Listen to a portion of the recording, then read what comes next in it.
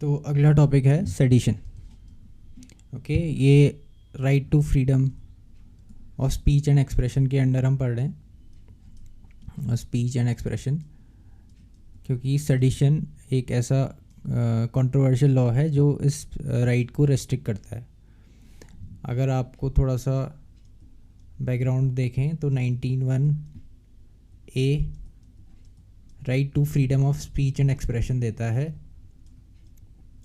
And 19(2) clause article 19 clause 2 इसमें reasonable restrictions लगाता है। 8 रीजनेबल रेस्ट्रिक्शंस हैं, उसमें से एक नेशनल सिक्योरिटी भी है। ओके, तो सेडिशन की डेफिनेशन क्या है? It is given in section 124A of IPC. It defines sedition as an offence when an individual attempts to excite disaffection towards the government established by law in India. Okay, disaffection towards the government. So it's not the state. जो article में state नहीं लिखा है, उसमें the government लिखा है।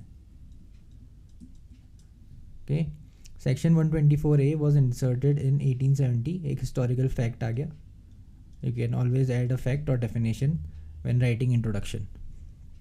By an amendment by Sir James Stephen. तो what is section 124A? जब सेडिशन के अंडर कोई चार्ज होता है, then it becomes a non-bailable offence and imprisonment up to 3 years to life, to which a fine may be added. So it's a very stringent section. तो gravest of grave offence के उसमें आता है no government jobs, you will not be allowed to appear for any government jobs.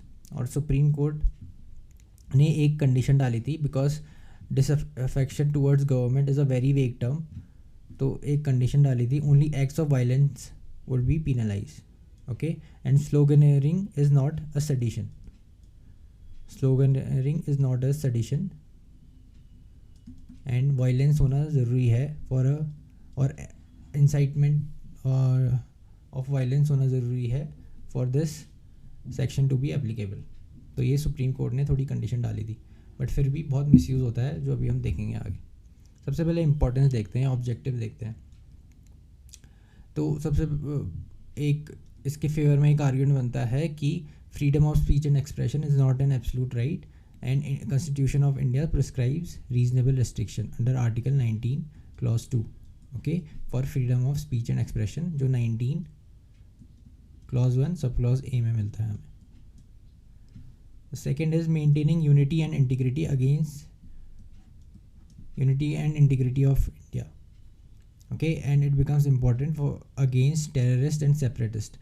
अब ऐसा है नहीं कि इंडिया में टेररिज्म और सेपरेटिज्म की प्रॉब्लम नहीं है।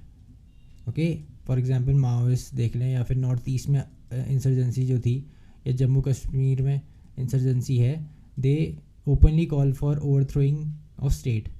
और इनकी लड़ाई सिर्फ स्टेट के अगेंस्ट नहीं होती, जनरली जो मासूम लोग होते हैं, villagers and people who are sympathetic towards the state, वो सबसे पहले सॉफ्ट टारगेट बनते हैं। तो एक लॉ एंड ऑर्डर की बहुत बड़ी प्रॉब्लम है, and this can not be because it is an organise crime. ठीक है, इनका एक ऑर्गेनाइजेशन होता है, इनका एक फंडिंग होती है, टेरर फाइनेंसिंग होती है, और इनको लेजिटिमेसी भी प्रोवाइड कर देते हैं लोग। तो इस वजह से इनको एक सिंपल क्रिमिनल ऑफेंस की तरह ट्रीट नहीं करा जा सकता, it has to be treated in an extraordinary way. तो there is a case for something like sedition. Okay, and third is preventing violence and destruction. अगर आप सुप्रीम कोर्ट का जजमेंट देखें तो उसमें everything is allowed but not violence. तो आप sedition के नाम पर अगर आप स्लोगनरिंग भी कर रहे हैं, then sedition will not be charge upon you. लेकिन अगर आप वायलेंस पे उतर आते हैं तभी सेडिशन चार्ज होगा।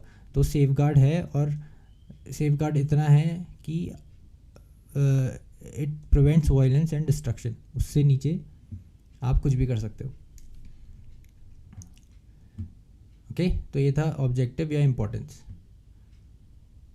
कॉन्स क्या हैं, या फिर चैलेंजेस क्या हैं, या फिर ये क्यों नहीं होना चाहिए। सबसे पहले तो ये कॉलोनियल एरा लॉ है, 1872 में आया था ये, and it has been used against Lokmanya Tilak, Mahatma Gandhi, Bal Gangadhar Tilak, okay, Mahatma Gandhi, Jawaharlal Nehru, Bhagat Singh attacks. Britain ने 2009 में इसको रिपील कर दिया, लेकिन इंडिया में अभी भी चालू है। तो it is a colonial era law. इसकी वर्डिंग भी देखें तो डिसअफेक्शन अगेंस्ट गवर्नमेंट।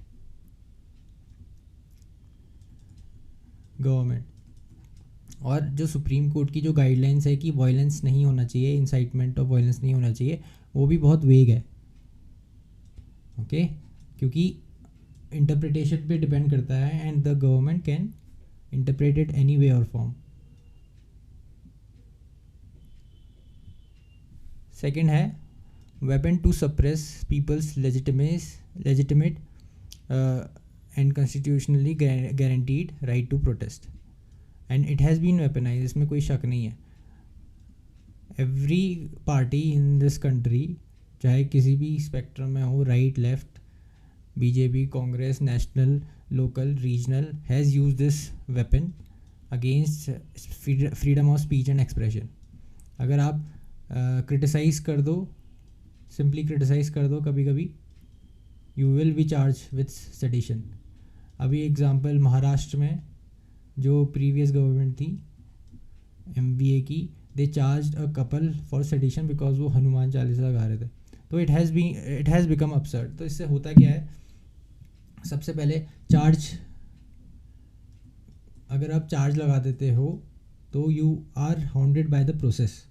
भले ही आपका एंड में कन्विक्शन नहीं लगेगा, लेकिन आपका प्रोसेस इंडियन जुडिशरी का इतना स्लो है और टीडियस है कि आपको प्रोसेस से ही हैरेस करना शुरू कर देंगे, ओके। आप पे 3-4 FIR डालेंगे सेडिशन की, then you will have to prove कि नहीं सेडिशन नहीं था, तो प्रोसेस बिकम्स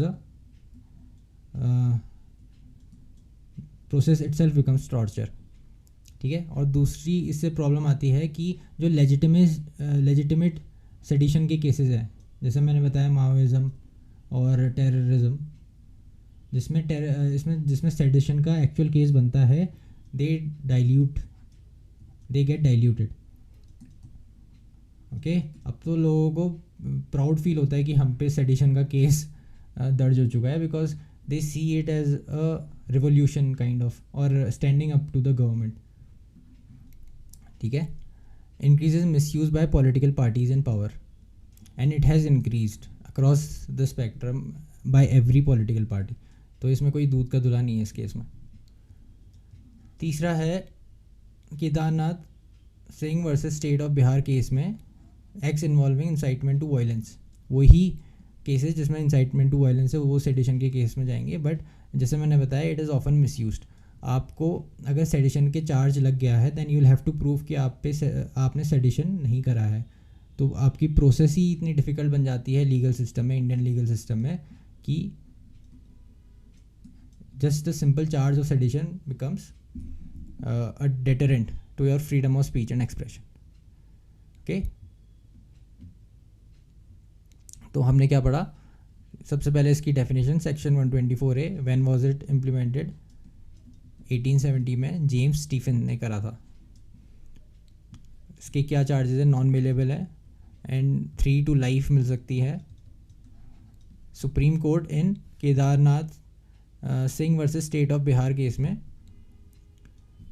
केदारनाथ, इसको याद कर लेना, Kedarnath Singh versus state of Bihar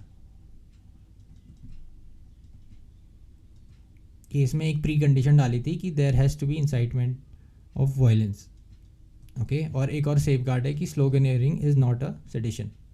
फिर ऑब्जेक्टिव्स देखा हमने, फिर इसके कॉन्स चैलेंजेस देखे, ओके।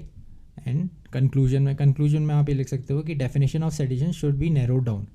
अभी भी बहुत ब्रॉड है, इंसाइटमेंट ऑफ वायलेंस या फिर डिसअफेक्शन अगेंस्ट गवर्नमेंट की जो एक्चुअल डेफिनेशन है, और सुप्रीम कोर्ट का जो गाइडलाइन है कि इंसाइटमेंट ऑफ वायलेंस होना चाहिए, that is also very very vague. तो उसको नैरो डाउन करना चाहिए to include only the issues pertaining to territorial integrity of India as well as sovereignty of the country. क्योंकि अगर सेडिशन को पूरी तरह से हटा दिया जाए, क्योंकि हर एक स्टेट में, हर एक कंट्री में, यूएस में भी शायद एक केस है दैट डिस्करेजेस और दैट मैं नाम भूल रहा हूँ उसका, इस तरह के लॉज कंट्रीज़ में होते हैं।